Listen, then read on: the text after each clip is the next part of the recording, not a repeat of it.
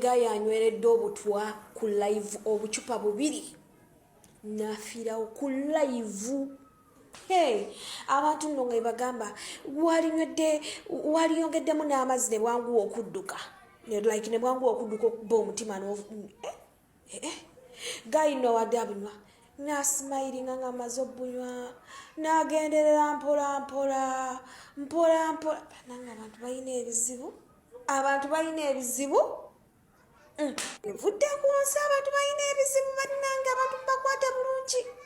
Abantu tebakyalumirirwa era bw'ogamba mbu oyagala kwetta munnange nga bakuwa go ahead.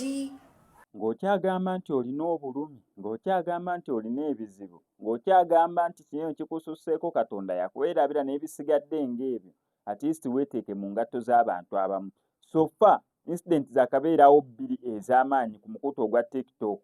Boyfriend eyakuba beauty influencer amasasi ng'ali ku live, omuwala amasasi ne gamulya n'akkirira mpola era bw'atyo n'afa. Ng'ogasseeko n'ono eyeewadde obutwa. Ebyo byonna nga tunnabirowoozaako okwewa butwa kola kintu ng'ekyo. Kijjukire social media kati omuntu ne waakulaba nga ogudde asooka kuggyayo ssimu nakubayo akafaananyi nakwata ka vidiyo, ebyokuyamba bijja luvannyuma. Ate sijjukira nti Mukama Katonda gy'ali, ate ofune ekintu ky'ogumirako. Ensonga lwaki njagala nkusembezeeyo ka vidiyo kali n'aka Pastor Wilson Bugembe. Yabadde agamba abantu at least nsabira omuntu afuneyo kiddiiru ekigenda okukyusa obulamu bwe. Ddala n'owulira nga omuntu yenna yeetaagayo kiddiiru ekigenda okukyusa obulamu bwe, oba idea gy'ogenda oleeta amazima ga Katonda ekyuse financial status yo lubeerera. Sooka oli akatambi kano tomanya kayinza okuzzaamu amaanyi. Mukama Katonda n'ayisiza okwo n'akukolera ekyo kyennyini ky'obadde osuubira oba ky'osabiridde okubeera ng'ofuneyo kiddiiru kikumalira ebizibu byo byonna, ofuneyo kiddiiru kikyuse obulamu bwo bwonna. Ebyo bigambo bya Pastor Wilson Bugembe, naye nga nkitwala nga nsaba naawe okitwala.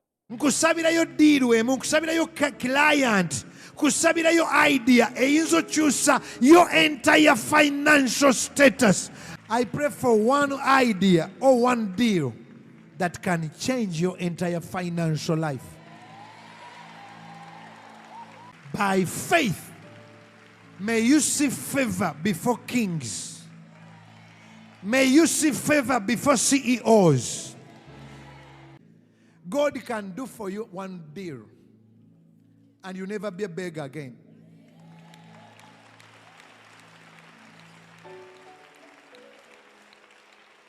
And this sermon is anointed to start today.